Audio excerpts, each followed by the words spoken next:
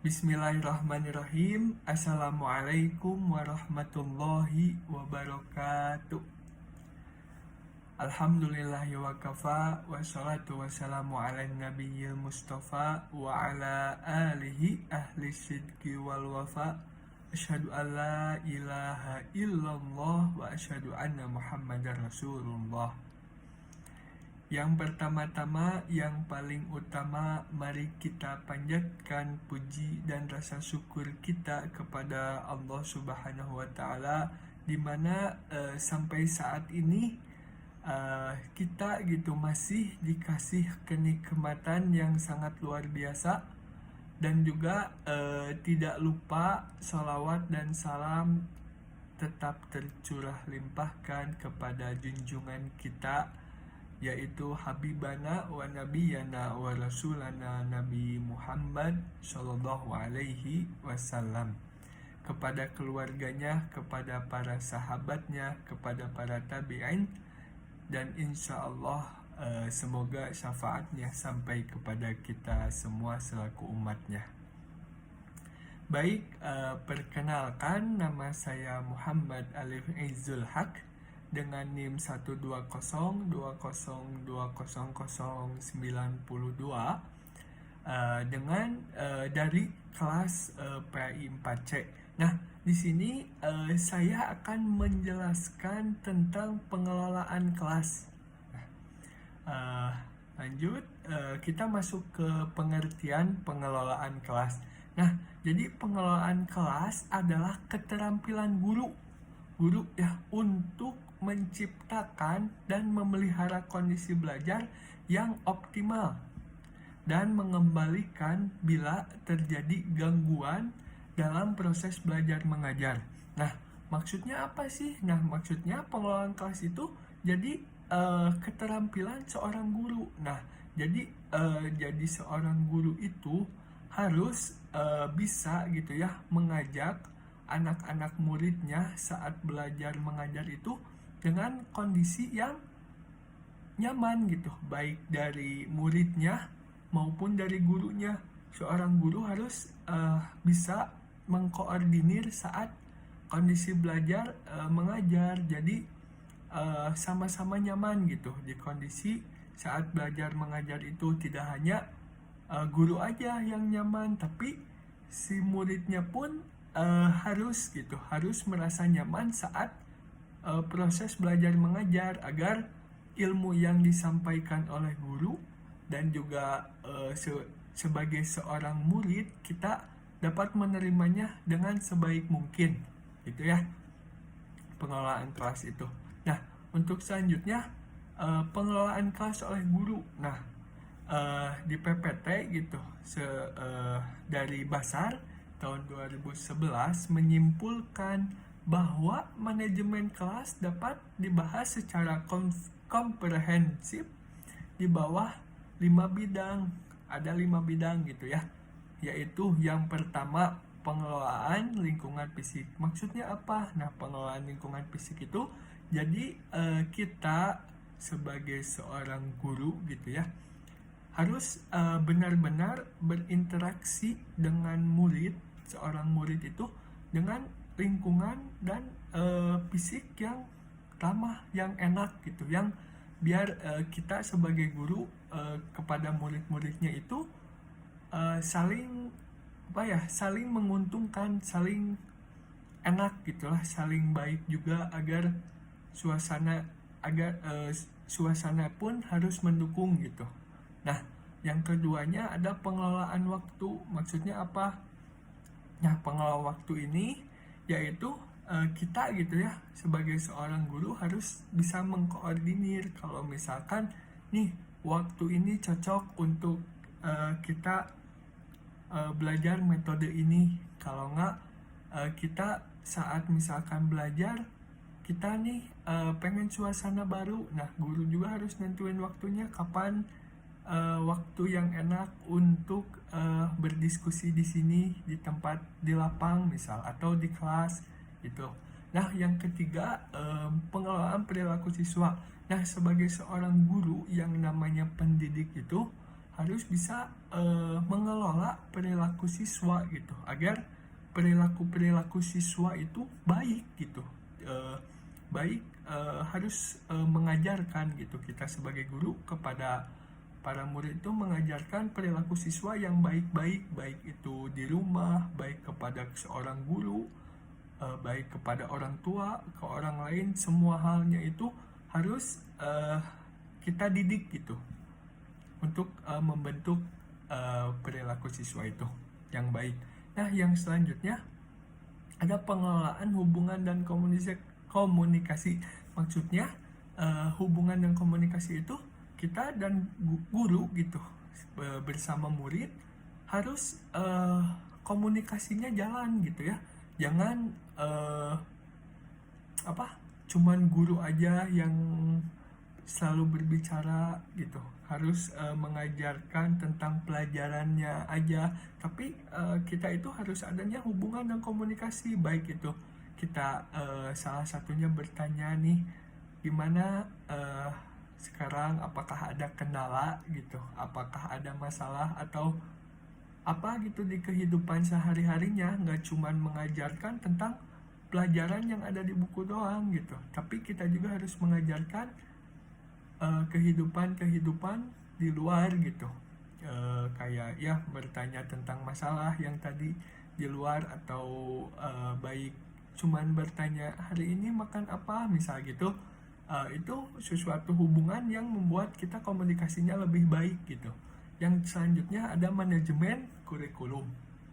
Nah, maksudnya setelah kita pasti kita udah saling berinteraksi guru dan murid baik di dalam pelajaran maupun tidak, kita juga harus disediakan kurikulum yang baik untuk mengatur kita bagaimana berjalan pembelajaran dengan baik. Nah, untuk selanjutnya adapun pengelolaan kelas yang baik.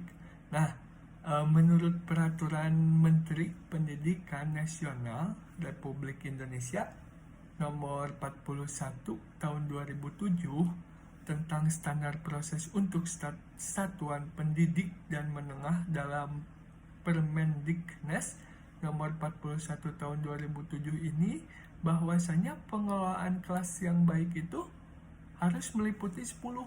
Yang pertama yaitu guru mengatur tempat duduk sesuai karakteristik peserta didik dan mata pelajaran serta aktivitas pembelajaran yang akan dilakukan. Jadi seorang guru juga harus mengatur gitu ya tempat duduk, bagaimana kayak misalnya seorang ini kelihatannya pintar nih, aktif gitu di kelas. Nah, kita harus tempat duduknya sebangkunya sama yang kelihatannya seorang siswa itu kelihatannya malas. Nah, jadi agar mereka berdua itu sering berinteraksi, dan yang satu yang asalnya malas insya Allah akan kebawa-bawa sama yang rajin tadi. Nah, yang kedua, volume dan intonasi suara guru dalam proses pembelajaran harus dapat didengar dengan baik oleh peserta didik. Maksudnya, jadi kita seorang guru itu harus mengajarkan juga gitu cara berintonasi, cara mengajarkan kepada guru itu harus baik gitu, tidak kepada seorang murid harus baik. Jangan kita itu sebagai seorang guru mengajarkannya dengan cara bentak-bentak dengan nada yang tinggi, jangan ya, nggak boleh itu. Jadi kita itu harus benar-benar dengan lembut, dengan santai gitu, agar si murid pun menerimanya dengan baik gitu. Jika kita membentak-bentak, wah, maka muridnya juga bakal malas gitu ya. Nah, yang ketiga, tutur kata guru santun dan dapat dimengerti oleh peserta didik. Sama halnya kayak tadi, jadi memang kita dalam mengajarkan juga harus harus baik gitu, baik di ucapan, di perilaku, segala rupanya juga harus baik gitu. Yang keempat, guru menyesuaikan materi pembelajaran dengan kecepatan dan kemampuan belajar peserta didik. Nah, guru juga harus menyesuaikan ya materinya. Kalau misalkan contohnya materi ini sulit dimengerti, nah maka guru itu harus santai ngajarnya, jangan cepet-cepet gitu, harus benar-benar pelan-pelan agar si murid ini mengerti gitu. Yang kelima, guru menciptakan ketertiban, kedisiplinan, kenyamanan, keselamatan, dan keputusan pada peraturan dalam penyelenggaraan proses pembelajaran. Jadi di suatu kelas juga seorang guru, biasanya wali kelas harus memiliki juga aturan sendiri untuk kelas-kelasnya. Misal agar kita disiplin nih, yang dilarang membuang sampah, yang membuang sampah sembarangan besoknya denda 5.000 misal gitu.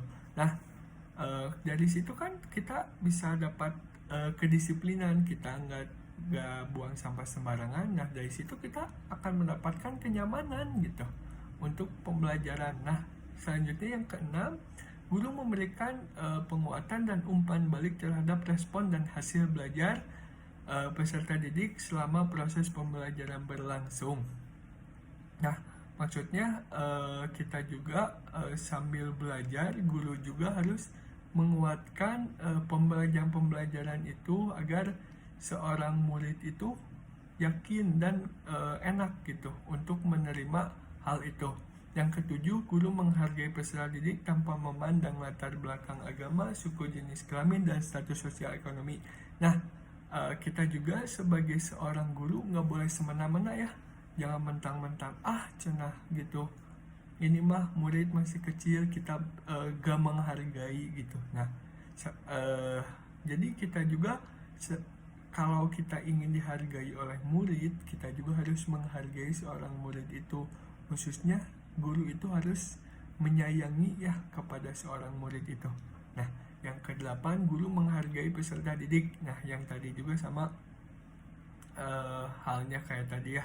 Yang ke-9, guru memakai pakaian sopan, bersih, dan rapi. Pada tiap awal semester, guru menyampaikan silabus mata pelajaran yang dilampauinya. Nah sebagai seorang guru juga kita itu pasti dicontoh gitu, pasti dijadikan panutan oleh seorang murid-murid. Nah oleh karena itu tidak hanya ucapan, tidak hanya pembelajaran, tapi baju dan lain-lain sebagainya juga, tata cara pakai yang baik itu bakal dilihat oleh seorang guru gitu. Nah yang ke-10, guru memulai dan mengakhiri proses belajar sesuai dengan waktu yang dijadwalkan. Maksudnya kita memulai di waktu yang tepat, dan di situ juga kedisiplinannya. Jadi seorang guru juga nggak bisa seenaknya gitu, mentang-mentang guru gitu kita masuknya seenaknya, nggak bisa gitu, karena harus disiplin gitu ya, harus mengajarkan kedisiplinan kepada semua murid. Nah gitu. Selanjutnya kita masuk ke prinsip-prinsip pengelolaan kelas. Nah prinsip-prinsip pengelolaan kelas itu menurut Jamarah tahun 2006 itu ada 6 ya. Yang pertama, harus adanya hangat dan antusias. Maksudnya apa? Nah dalam hangat dan antusias ini diperlukan gitu ya saat proses belajar mengajar. Guru yang hangat dan antusias itu kepada peserta didik akan selalu menunjukkan aktivitas yang baik-baik gitu ya. Jadi kita itu harus hangat dan antusias kepada murid-murid gitu ya, harus baik. Yang kedua, adanya tantangan. Nah agar proses pembelajaran gak gitu-gitu aja, harus adanya sesuatu yang menantang oleh seorang guru ini kepada muridnya, kayak apa gitu, kayak tentang pelajaran ini siapa yang bisa dan lain-lain sebagainya, untuk mencairkan suasana gitu, dan misal dapat hadiah gitu kan gitu. Yang ketiga yaitu ada bervariasi. Bervariasi maksudnya Jadi sebagai seorang guru, cara mengajarnya, baik penggunaan alat medianya, itu juga harus bervariasi agar murid-murid nggak bosan gitu, nggak monoton, nggak itu terus. Jadi agar proses pembelajaran lebih berwarna gitu, kayak kita nih nggak belajar di kelas terus, kita belajar ke lapangan gitu, atau nggak di taman sekolah atau dan lain-lain sebagainya. Yang ke 8 yaitu yang keempat, mohon maaf, yaitu kalau keluasan tingkah keluasan. Nah, keluasan ini jadi seorang guru itu harus menciptakan sesuatu hal yang rame gitu, yang asik kepada dan saling interaksi bersama murid-muridnya. Jangan sampai si murid-murid ini menganggap kita sebagai guru hanya cenah cuman mengajarkan hal-hal yang di kelas aja, yang ada pembelajaran, tapi nggak gitu ya. Harus adanya juga kita perhatian gitu kepada murid-muridnya. Nah, yang selanjutnya ada penekanan pada hal-hal positif. Jadi seorang guru itu harus menekankan, harus mengajarkan semua tentang hal-hal positif kepada seluruh muridnya, dan tidak mengajarkan satu hal pun sesuatu yang negatif. Yang terakhir yaitu penanaman disiplin diri. Nah, sebagai seorang guru juga kita harus menanamkan kedisiplinan kita kepada peserta didik agar mengembangkan dirinya untuk senantiasa dapat bertanggung jawab gitu. Nah,